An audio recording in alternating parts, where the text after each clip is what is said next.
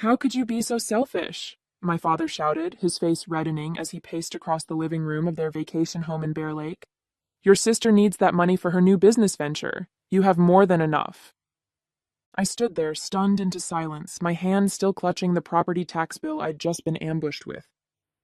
What was supposed to be a casual Sunday dinner had turned into an interrogation about why I wasn't pulling my weight anymore. My name is Louise Walsh, and at 33, I've built a successful career as a self-taught day trader. I wasn't born into money. Everything I have, I've earned through countless sleepless nights studying market patterns and making calculated risks. For the past 5 years, I'd been quietly paying the property taxes on my parents' vacation home, covering my younger sister Megan's car payments, and funding family vacations without complaint. It was my way of giving back to the family that raised me. Or so I thought. Dad, I've been paying for everything for years, I finally managed, my voice steadier than I felt.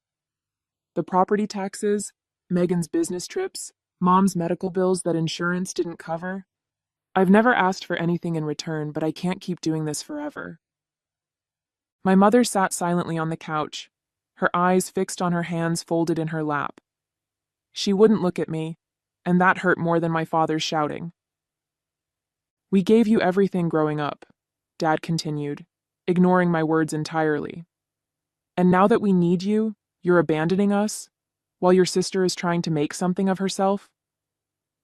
That's when I noticed the envelope on the coffee table, partially hidden under a magazine. The corner of an official-looking document peeked out, and I could make out the words Trust Fund and Megan Walsh in bold lettering. My stomach dropped. I reached for the envelope before my father could stop me.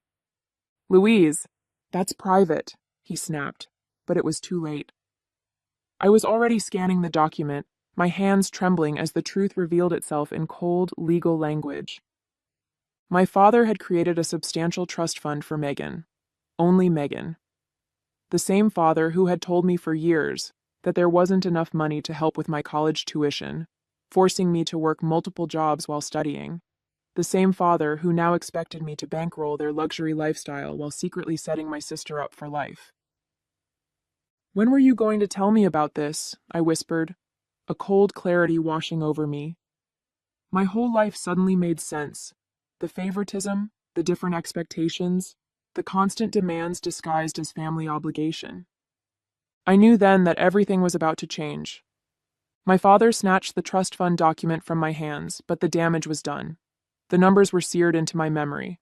$350,000 set aside for Megan, with additional provisions for future contributions.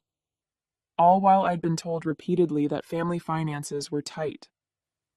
You weren't supposed to see that, he muttered, folding the paper and stuffing it back into the envelope. Clearly, I replied, my voice hollow. I guess that explains why you never helped with my student loans. Growing up, the pattern had always been there. Megan got dance lessons while I was told to focus on academics. She received a car for her 16th birthday. I took the bus until I saved enough from my after-school job to buy a used Honda. When college came around, Megan went to a private university with family support, while I pieced together scholarships and worked 30 hours a week at a local coffee shop. I'd always chalked it up to changing financial circumstances or different parenting approaches. I never wanted to believe what was now staring me in the face. My parents simply valued Megan more. Sweetheart, my mother finally spoke, her voice gentle in that placating way I now recognized as manipulation. Your sister needs more help than you do. You've always been so independent, so capable. We're proud of how well you've done on your own. The twisted logic took my breath away. I was punished for my success while Megan was rewarded for her dependence. All those times I asked for help, I said slowly, memories flooding back. When I was working 2 jobs during college and barely sleeping. When my car broke down and I couldn't afford repairs. When I needed a security deposit for my first apartment. You said you couldn't help, but the money was there. It was just earmarked for Megan. Dad shifted uncomfortably. Investment decisions aren't that simple, Louise. We had to think about the future. Just not my future, I replied. I thought about all the payments I'd made on their behalf over the years. The property taxes on this vacation home alone were $8,700 annually. I'd covered them for 5 years straight, plus countless other expenses.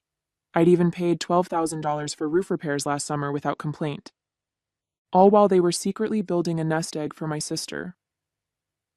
The taxes are due next month, Dad said, changing the subject as he slid the bill across the coffee table toward me. And the homeowners association increased their fees again. I stared at him, incredulous. After what I'd just discovered, he still expected me to pay. The audacity was breathtaking. Something inside me shifted then, a fundamental recalibration. I'd been played for a fool, but that ended today. I'll take care of it, I said quietly, picking up the bill. My father visibly relaxed, missing the resolve in my eyes. The drive back to my downtown Salt Lake City apartment was a blur. Snow-capped mountains that usually brought me peace seemed to loom accusingly against the darkening sky. I'd been such a fool. Once home, I ignored my ringing phone, undoubtedly my father making sure I wouldn't renege on the property tax bill, and pulled out my laptop. With trembling fingers, I opened a folder I'd meticulously maintained for years but never thought I'd need to use. Financial contributions, family. The spreadsheet that appeared represented thousands of dollars I'd poured into my family's needs. 5 years of property tax payments, $43,500. Megan's car payments I'd taken over when she claimed she couldn't afford them, $17,680. The new roof on the vacation home, $12,000. Medical expenses for my mother's knee surgery not covered by insurance, $8,200. Family vacations I'd funded under the guise of gifts, $22,450. The total made me physically ill, $103,830 over 5 years. All while my parents secretly funneled money into a trust fund for my sister. I scrolled through the digital copies of checks, transfer receipts, and text messages thanking me for my generosity. Each one now felt like evidence of my own naivety. My phone pinged with a text from Megan. Dad says you're being difficult about the taxes. Don't be selfish, Louise. I laughed bitterly. Of course she would take their side. Why wouldn't she? She had been the beneficiary of their favoritism her entire life. Another text from my father. We're counting on you for those taxes. Don't let us down. No thank you. No acknowledgement of what I'd already contributed. Just the expectation that I would continue to finance their lifestyle while they built my sister's future. The next morning, I called in sick to my home office and drove to see Joseph Klein, the financial advisor who had helped me build my investment portfolio after I started making serious money 3 years ago. This is quite a list, Joseph said, reviewing my spreadsheet of family contributions. His eyes widened at the total. And you've never asked for repayment? They're family, I said simply. I wanted to help. Joseph removed his glasses and fixed me with a serious look. Louise, your generosity is admirable, but this is unsustainable. You're hindering your own financial future while enabling dependence. This isn't healthy for any of you. I know that now, I said quietly. I just discovered they've created a substantial trust fund for my sister while letting me shoulder all these expenses. Joseph's expression darkened. That changes things. For the next 2 hours, we developed a plan. I would need documentation, notarized statements of all my contributions, formal receipts, a complete accounting of everything I'd given.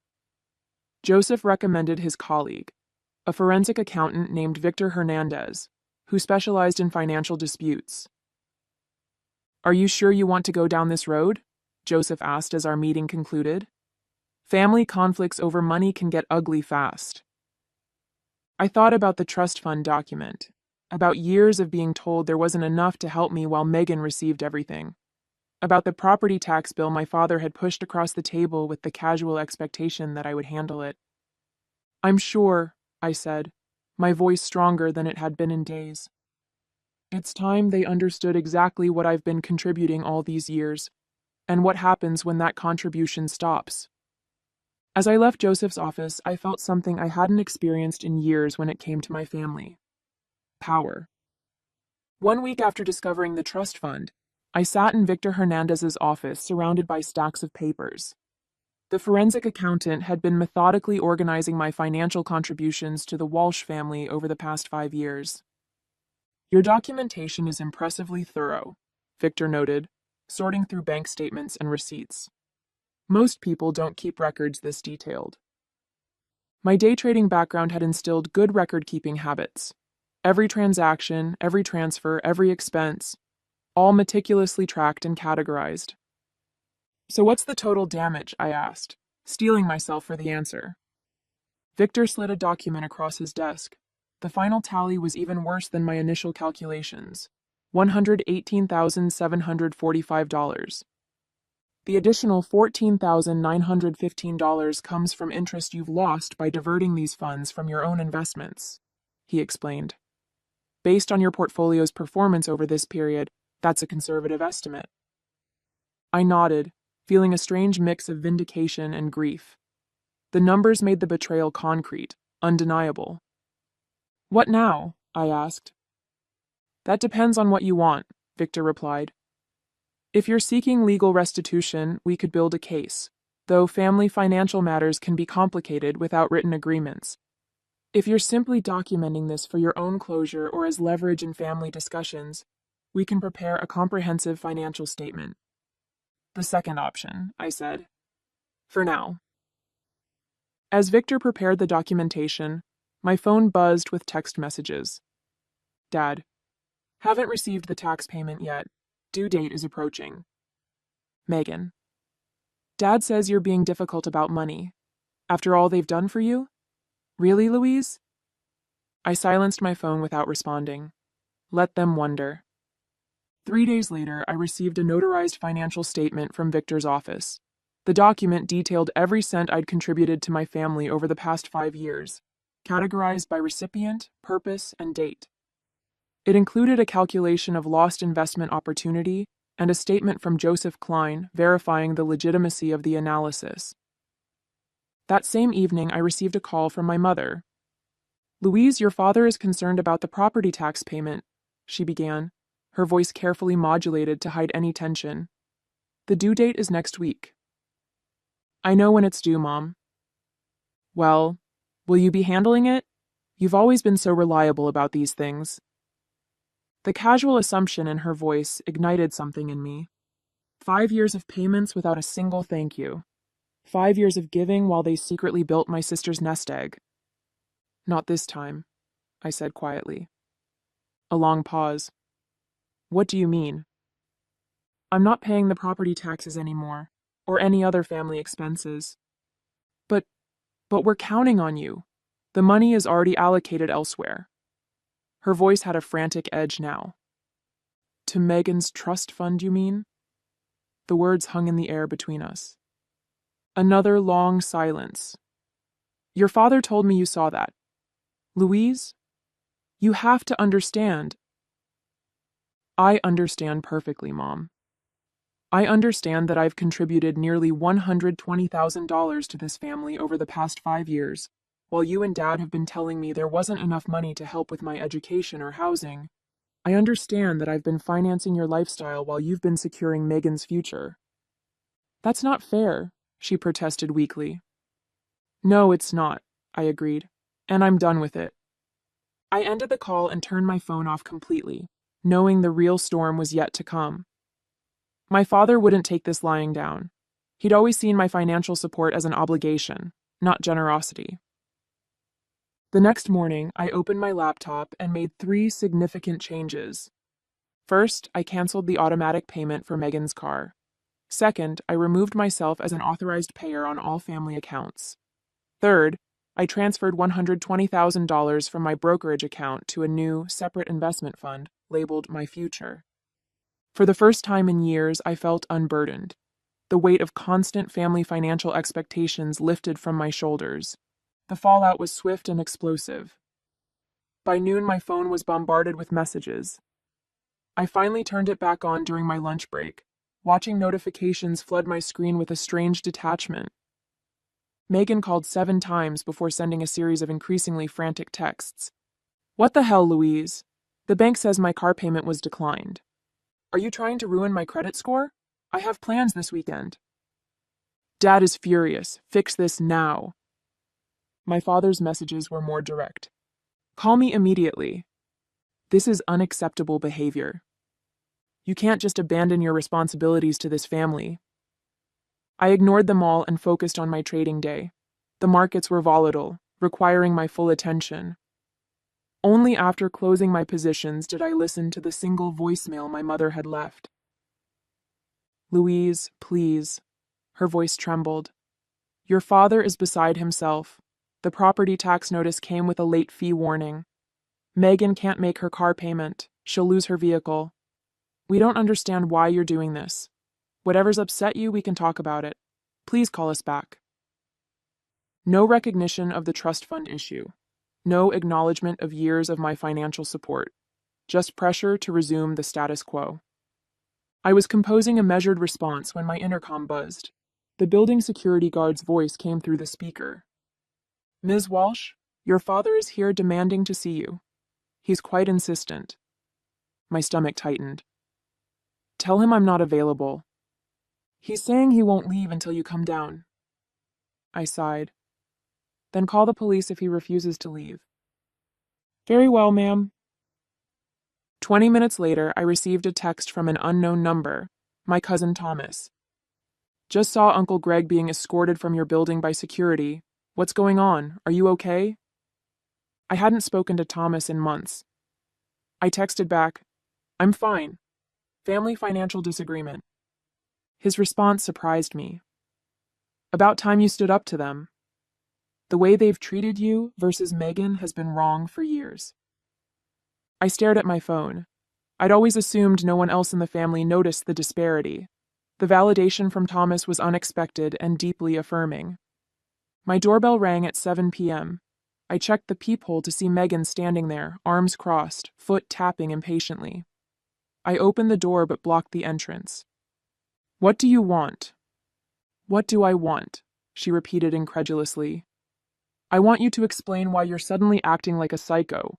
My car payment bounced. Dad says you're refusing to pay the taxes on the lake house. Correct, I said calmly. Why? What's your problem? The problem is that I've contributed almost $120,000 to this family over the last 5 years, while Dad has been secretly funding a trust for you. Megan's expression flickered. First surprise, then guilt, then defensive anger. That's different, she insisted. The trust is for my future. I need that security. And I don't? You've always been the smart one, she said, as if that explained everything. You've got your fancy trading career. I'm still trying to find my path. At 31, Megan? While I pay your car payments and fund family vacations? She flushed. You've never complained before. Because I didn't know I was being manipulated. I didn't know that while I was draining my accounts to help the family, Dad was funneling money into your trust fund. It's not that much money, she mumbled. $350,000 is a significant amount. Her eyes widened. How do you know the exact? I saw the document. A beat of silence passed between us. Then, remarkably, Megan tried a different tack. Her expression softened as she reached for my arm. Look, Louise, I understand you're upset, but we're family. We need your help. Dad says without the tax payment, they might lose the lake house. I stepped back, breaking her contact. That's not my problem anymore. You'd let them lose the vacation home, where we spent our summers? How can you be so cold? I looked at my sister, really looked at her, and saw the entitlement that had been cultivated her entire life. She genuinely couldn't comprehend why I would stop financially supporting the family. They have options, I said. They could use some of your trust fund. Megan's face hardened. That's not fair.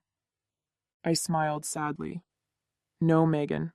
Nothing about this has been fair. I closed the door gently but firmly in her face. 2 weeks passed. The property tax deadline came and went. I maintained radio silence with my parents and Megan, focusing instead on my work and my own financial planning.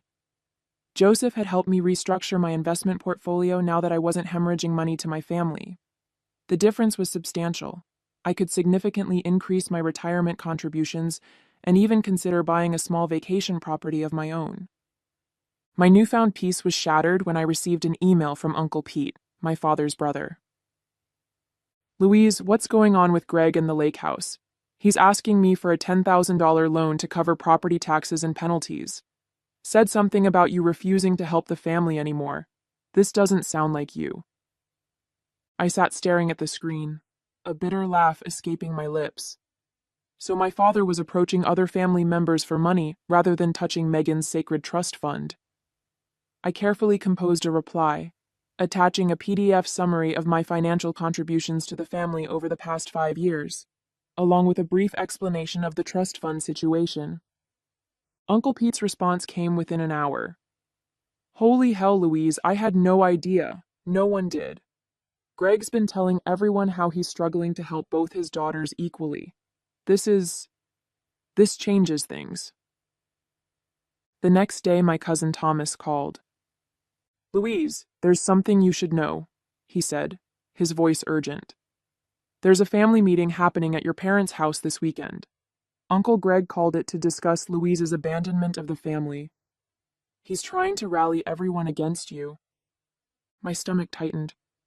"Thanks for telling me." "There's more," Thomas continued. "I overheard my dad talking to your father. Apparently, they're planning to guilt you into not just resuming payments, but covering all the late fees and penalties too. They're framing it as you deliberately damaging the family legacy." The audacity was breathtaking. "Are you going to this meeting?" I asked. "Yes, and so are you," Thomas said firmly. "You need to set the record straight. I'll back you up." I agreed, though anxiety churned in my stomach. Confronting my father with the extended family present would be challenging, but perhaps necessary. When Saturday arrived, I dressed carefully in a professional black pantsuit that always gave me confidence during tough negotiations. I drove to my parents' house with the complete financial documentation from Victor, including the notarized statements and calculations of lost investment opportunity. The living room fell silent when I walked in. My father stood by the fireplace, clearly in mid-speech. Aunts, uncles, and cousins sat around the room, their expressions a mix of confusion and concern. Megan sat beside our mother on the sofa, both looking uncomfortable. "Louise," my father recovered quickly, "I'm glad you decided to join us. We were just discussing the family vacation home situation." "I'm sure you were," I replied evenly, setting my briefcase on the coffee table. "And I'm sure you provided everyone with all the relevant financial information?" His eyes narrowed. "We're discussing your refusal to meet family obligations." "Interesting." I opened my briefcase. "Because I have 5 years of financial records showing over $118,000 in family obligations I've already met. Money that apparently wasn't available to help with my education or housing, but was somehow available for Megan's trust fund." A ripple of murmurs spread through the room. My Aunt Catherine, always direct, spoke up. "What trust fund?" I looked at my father, giving him the opportunity to answer. When he remained silent, I passed copies of the summary document to everyone in the room. "For the past 5 years, I've paid the property taxes on the lake house, covered Megan's car payments, funded family vacations, and more, totaling nearly $120,000. During the same period, my parents established a $350,000 trust fund exclusively for my sister." The room erupted in overlapping voices. My father's face flushed deep red. "These are private family matters," he thundered. "Exactly," Uncle Pete interjected, standing up. "Family matters, and in this family we should treat our children equally." I hadn't expected this level of support. As the room divided into heated discussions, my father's gaze locked with mine. In his eyes, I saw something I'd never witnessed before. Fear. The fear of exposure, of his carefully constructed narrative crumbling. And behind that fear, something even more unexpected: respect. The family meeting ended with my father storming out and my mother tearfully following him. Megan sat frozen on the couch, avoiding eye contact with everyone. The rest of the family lingered, processing the revelations. I had no idea it was this bad, Aunt Catherine said, studying the financial documentation. Greg always portrayed you as the successful one who didn't need help. Uncle Pete shook his head. This isn't right. The lake house has been part of our extended family memories for years. If you've been paying those taxes all this time, you should have some ownership stake. I hadn't considered this angle. The vacation property was titled solely in my parents' names, despite my significant financial investment in it. I don't want the house, I explained. I just want them to recognize the unfairness of the situation. Thomas placed a hand on my shoulder. Recognition isn't enough, Louise. There should be consequences. 3 days after the family meeting, my phone lit up with a text from my father. No apology, no acknowledgement of wrongdoing, just 4 terse words. The property taxes are due. I stared at the message, incredulous at his audacity. After everything that had been revealed, he was still treating me like his personal ATM. That evening, I received an unexpected call from my mother. Louise, her voice was hesitant. Your father isn't handling this well. The lake house means everything to him. More than treating his daughters equally? I asked. Her silence was telling. Mom, I've contributed nearly $120,000 to this family. Dad created a $350,000 trust fund for Megan without ever offering me similar support. The disparity is glaring. I know, she admitted quietly. I've always known it wasn't right, but your father makes the financial decisions. I finished for her. I understand. But this is where it stops. The next morning, I texted my father back with a single attachment, a photograph of the complete notarized financial record of my contributions over the past 5 years, with the total circled in red. No accompanying message was necessary. The documentation spoke for itself. An hour after sending the photo, my phone rang. I expected my father's angry voice, but instead heard Megan's. Louise? She sounded shaken. Dad just showed me all the documentation you sent. Is it really that much? Over $118,000? Yes, it is, I confirmed. Every penny documented and verified by a forensic accountant. There was a long pause. I had no idea, she said finally. Dad always told me you were helping a little here and there because you had extra money. He never said you were covering major expenses while he was building my trust fund. Her voice cracked on the last words. For the first time, I heard genuine remorse from my sister. Louise, I don't know what to say. I feel terrible. It's not entirely your fault, I conceded. Dad created this situation. But I benefited from it, she said. And I never questioned it. I just assumed I deserved the help. Another long pause followed. Then Megan surprised me. I'm going to fix this, she declared.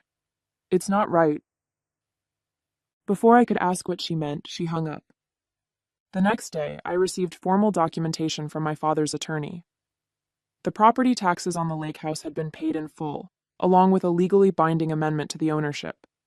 I now owned a 25% stake in the property. Attached was a note from the lawyer explaining that Megan had insisted on using funds from her trust to cover the taxes and legal fees for the ownership transfer. My phone buzzed with a text from my father. This wasn't necessary. Family helps family. I didn't respond. His message revealed that he still didn't understand, or refused to acknowledge, the fundamental unfairness of his actions. Minutes later, another text arrived. This one from my mother. Your father is struggling with this, but I want you to know I'm proud of you for standing up for yourself. I should have done the same years ago. That evening, Megan called again. I've asked Dad to split the trust fund equally between us, she said.